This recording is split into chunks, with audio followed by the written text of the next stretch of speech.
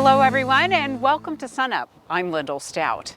The state has received some much needed rainfall, but as we know, it doesn't take much for a drought to creep back in. With that in mind, OSU Extension beef cattle specialist Dr. Dave Lalman has some tips on what to watch out for in your native grass pasture.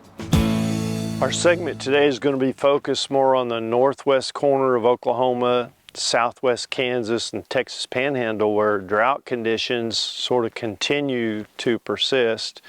Those folks in that region have gotten a little bit of relief here in the last week to 10 days, but in case those conditions do persist and drought, dry conditions worsen over time here, those folks need to be thinking about a strategy to either reduce cattle numbers or perhaps find another way to maintain the core of their cow herd.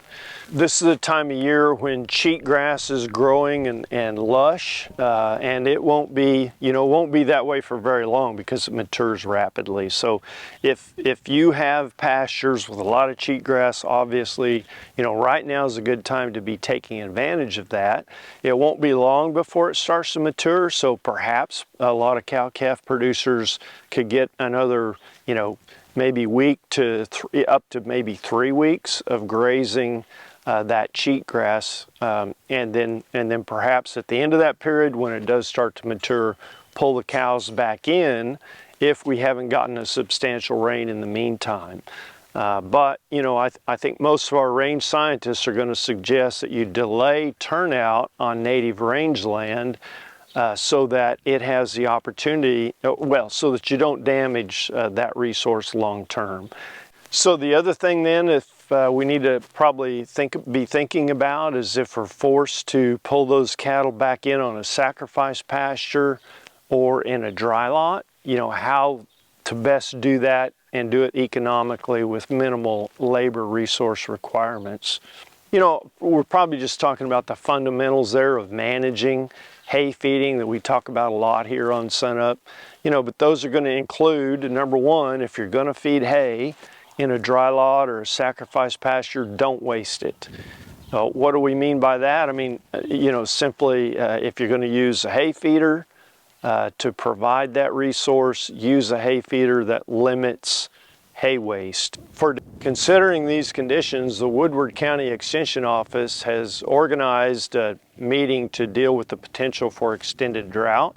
That will occur on April 23rd at the Woodward County Event Center, and that program is scheduled to begin at 4 o'clock. There's about 5 different speakers lined up to talk about a lot of different subjects related to potential for extended drought, including some of these nutritional concepts that we've talked about, range management, so on and so forth. So I hope you take advantage of that. Additional resources on drought management, be sure and contact your local extension educator or your area livestock specialist.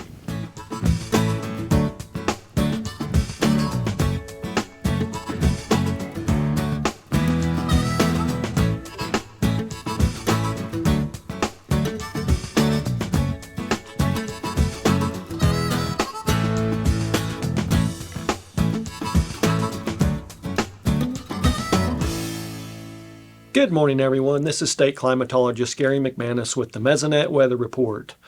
Well, it's been boring, very odd for our weather lately, and sometimes boring is bad also because we do have parts of the state that still need some pretty good rains. Hopefully we're getting some of that this weekend.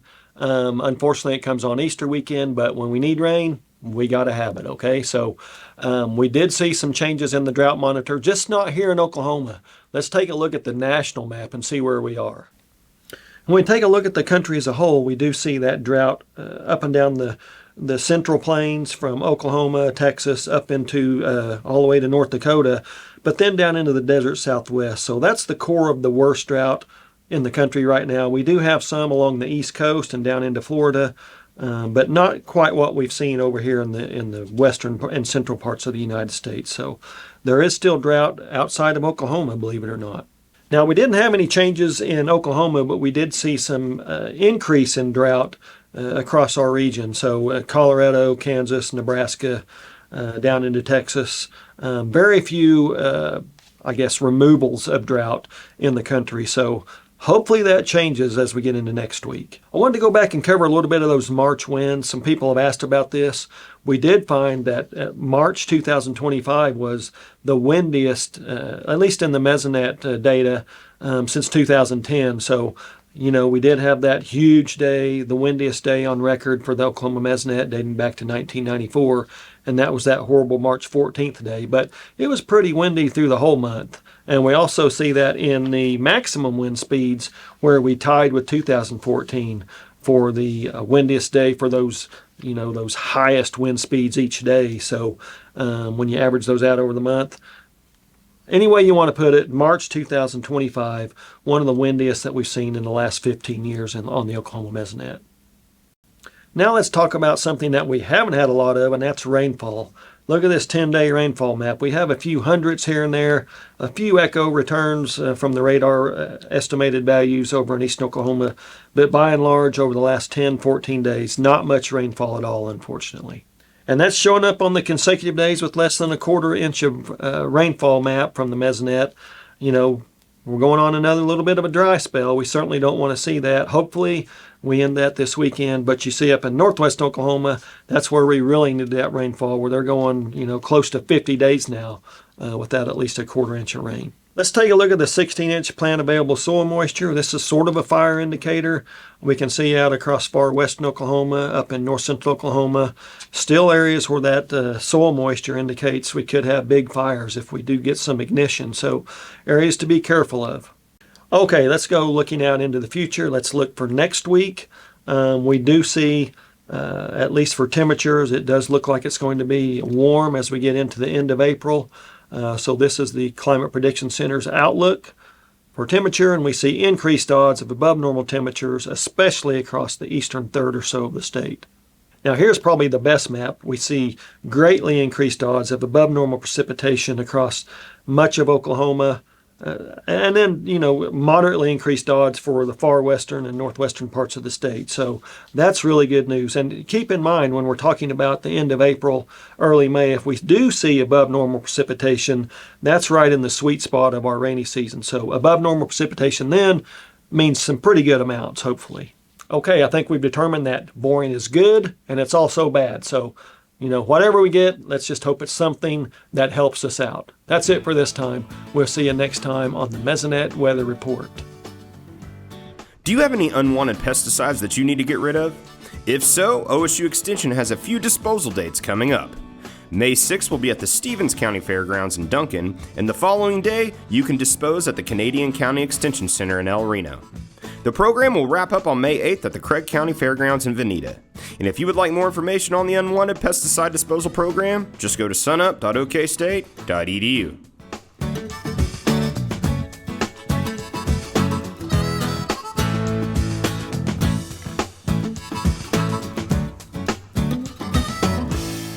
Hello, I'm Derrell Peel, Extension Livestock Marketing Specialist at Oklahoma State University. You know, cattle markets have been, like all markets, have been really, rocked by a barrage of political events in the last couple of weeks. Markets have been in a lot of turmoil. There's a lot of uncertainty out there, and that has had an impact on futures markets and cash markets in the cattle industry. They've bounced back pretty quick. We were impacted when some of the initial announcements were made, and markets have recovered some from that, but there's still a lot of uncertainty out there at this point in time. So, this doesn't really change any of the market fundamentals at this point, so I don't really see that the cattle situation or cattle outlook has changed very much. I think the main thing is that we're monitoring all these events to see if we have some broader macroeconomic issues that develop that could affect the whole economy. And really the biggest threat to the cattle industry would be if we have enough of those kind of negative economic situations develop that it impacts consumer demand. And so, as we go forward, we'll be watching that. But it's really more of a question of volatility than it is, I think, changing the overall direction of the markets at this point in time. Beef demand has been remarkably resilient for many months now, and we've been watching for possible problems. And in fact, at this time of the year, we're moving towards grilling season. There's a lot of buying in anticipation of Memorial Day, which kind of kicks off the summer grilling season. And if you look at the wholesale markets for a number of the major and most expensive beef cuts, they've actually been extremely strong recently. So at this point in time, beef demand continues very strong, and cattle markets are back on track, again, with a lot of volatility. And I think that's going to be the situation for the foreseeable future. That wraps it up for a quick look at the cattle markets right now. We'll be back with you in a few weeks.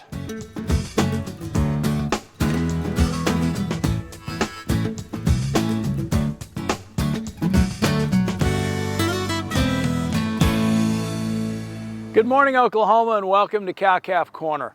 Our topic this week, our title, is Challenging Traditional Paradigms in the Beef Industry, or as Bob Dylan once sang, times they are a-changin'.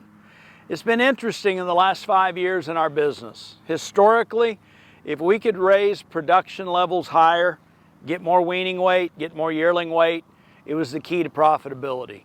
We live in an age today when all pounds are not created equal, neither from the production side of the equation, the input costs that it took to put on those pounds, nor are all pounds equal whenever we look at them in the marketplace. And why is that? Several things have came about just in the last couple of years. We've seen from a consumer side of things a willingness and an ability and an interest among consumers of beef to pay for a higher quality product that is consistent and tastes good time after time, and an increased interest among those consumers in transparency with regard to how we care for animals and how we care for land. What else has changed? Well, as a result of management and actually taking pens of finishing cattle to heavier weights than we ever have before, and the accumulative effect of improvement in the genetic potential of today's population of beef cattle to marble, we actually see about the same percentage of cattle reaching quality grades of prime coming out of feed yards as what we're seeing reach the quality grade of select. And because of that, when we think about the primary indicators or influences on the value of a beef carcass, traditionally in my lifetime, the choice select spread was the big determinant on what that beef carcass was worth. Back at a time when we historically talked about 1 to 1.5% of our weekly harvest mix actually reaching the quality grade of prime. Well, now, with all those more cattle grading prime, it is actually the spread between prime quality grade and upper 2/3 of choice that is having bigger impact on the value of those beef carcasses. In addition to that, when I say all pounds aren't created equal, we have seen a willingness in the marketplace, if we can document genetic potential, whether it's weaned calves, yearlings, or replacement heifer, there's been a willingness of the buyer that's going to take them to that next segment of production to pay a premium if we can document the genetics of those cattle. So times are changing, times have changed. We live in a different beef industry today than what existed just a few years ago. The best managers that are going to profit and survive and sustain their operation are going to have the curiosity to become better at managing, breeding, and marketing today's beef cattle. As always, thanks for joining us on Cow-Calf Corner.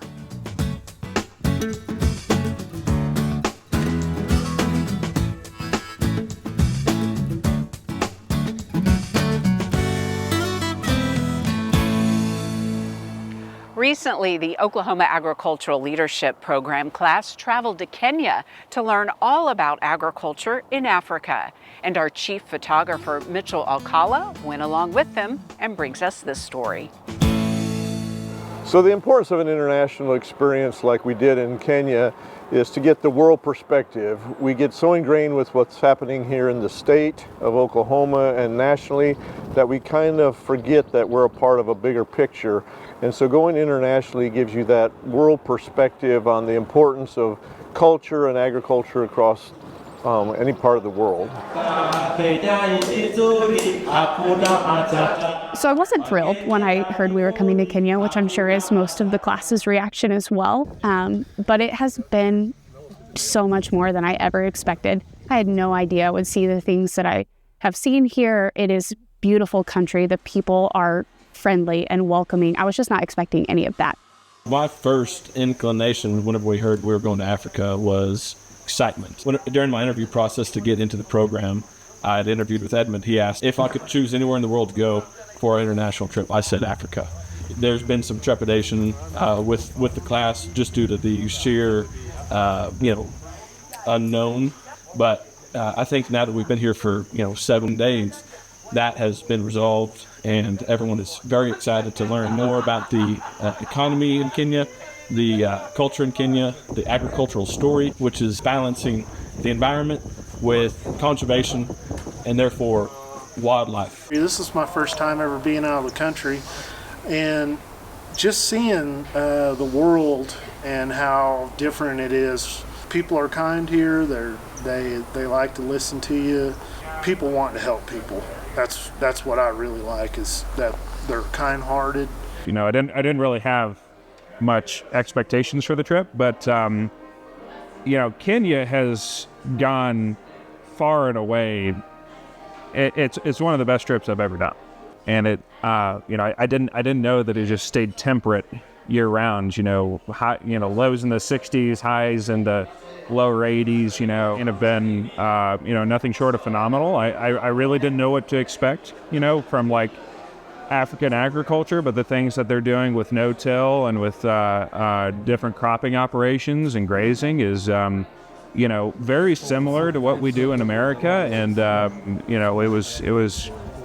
was quite pleasantly surprised, but shortly. So, man, they had some absolutely incredible looking wheat fields. 80, 90 bushel wheat fields, and those are double crop. That's coming right back right after. I think he had some potatoes out there. Just come right back in behind it. No-tilled in. We've also seen some farms no-till with wheat. They were going in with corn right behind it. They're able to utilize and save their moisture. They get good rainfall here, which would be nice in my area, but we don't. But it'd be good to see just how much more they can advance here if they had, something with the Oklahoma wheat growers and OSU Extension of the new genetics and the new varieties that they're coming up with each year of what they could do if they got that availability here.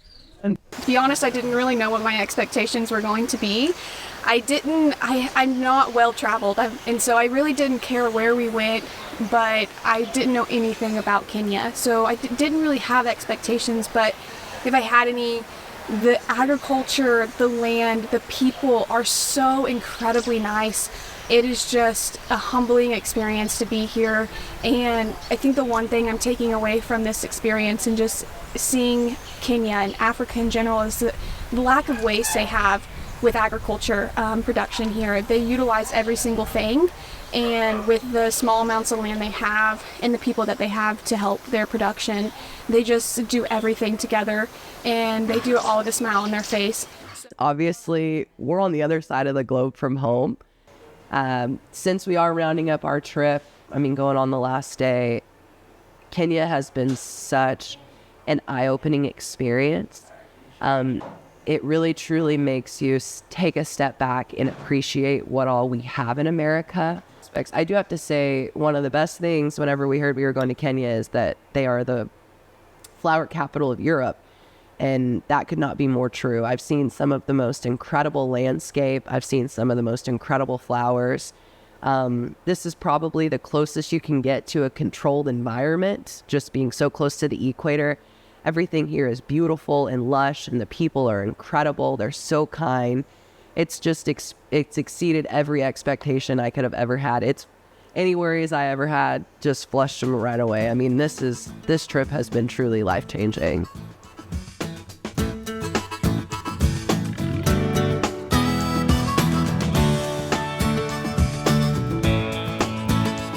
Finally today, we're wrapping up our in-depth conversation with Dr. Brett Carver, OSU's wheat breeder.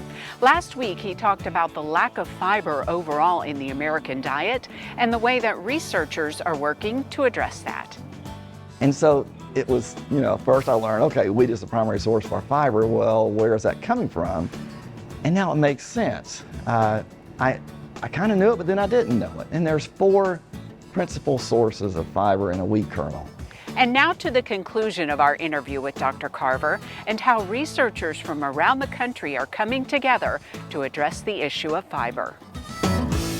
What are you and the wheat improvement team doing now on the topic of fiber and working to kind of increase amounts in the kernel? So right now we're focused on, and I've talked about this before on the show, using molecular markers. These are gene markers.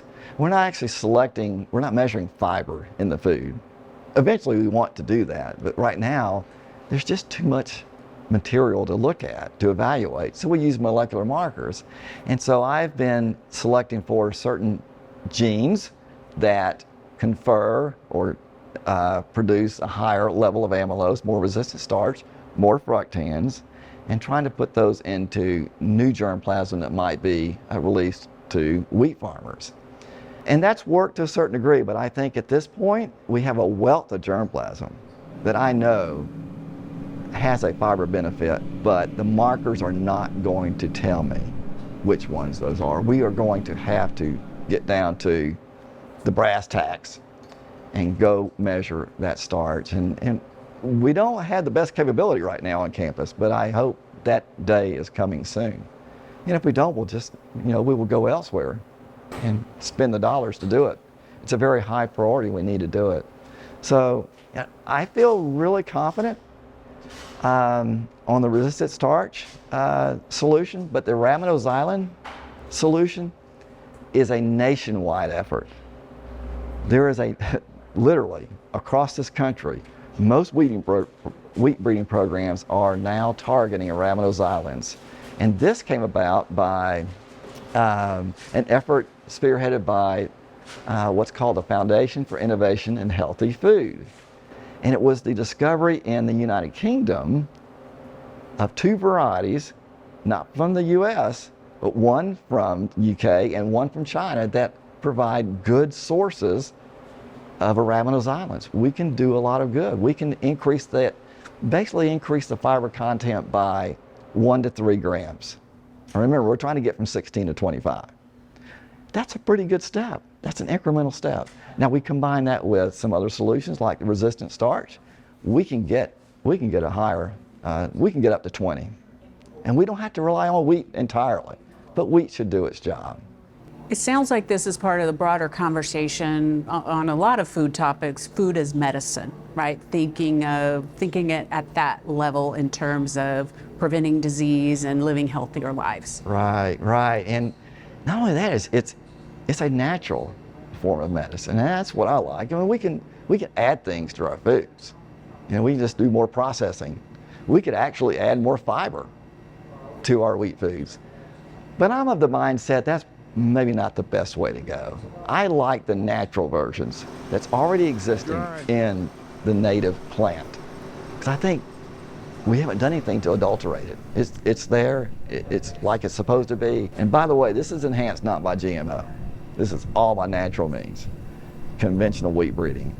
And but it takes a national effort. I can only do so much. We can do only so much in Oklahoma. This is going to take a concerted effort. That's why this coalition of grain fiber was formed, to get everybody going in the same direction. And to do that, yes, we can rely on a passive system, the commodity system, but I think what it's really going to boil down to is we develop a supply chain that's devoted to enhanced fiber wheat. And to do that, though, even if we do that, we still have to have nutritionists involved. They have to know, okay, these foods feature this kind of wheat. We also have to have the healthcare community, doctors, nurses, everybody involved, and be aware. And look at wheat a little bit differently. You mentioned producers, Yes. farmers, their role. What broader message do you have for them as we kind of wind down our conversation today? I think there's something in this for the wheat producer. Of course, they're consumers too. I would think they'd want to consume this kind of wheat. But I think they want to produce it too because they're doing the right thing for American agriculture and the American consumer. Now let's possibly increase our revenue from it, because this is a much higher value wheat plant that has 3 grams more fiber than the conventional, what we've been consuming all along. So if there's value in that crop, they should be compensated for producing that value, and they usually are. So I think there is a revenue possibility for our wheat farmers with this. I think our industry would make sure, our Oklahoma wheat industry would make sure that that option exists. We want to incentivize them. We want them to grow it. Having a high-yielding, high-fiber wheat, I think there'll be enough incentive anyway, but let's just make sure we get that job done. All right, well, we appreciate the chance to go in depth in our conversation today, Brett. Lots of wonderful information, and really wish you and the Wheat Improvement team all the best as you try to make new discoveries and put all of this together for the future. Thank you very much. We're working on it. And to learn more about OSU's Wheat Improvement Team, go to wheat.okstate.edu. You can also find a link on the SUNUP website. If you'd like to see our full interview that includes all 3 parts with Dr. Carver, just go to the SUNUP YouTube page. That's youtube.com/SUNUPTV. And that'll do it for our show this week. A reminder, you can see us anytime on our website and also follow us on YouTube and social media. I'm Lyndall Stout. Have a great week, everyone, and remember, Oklahoma agriculture starts at SUNUP.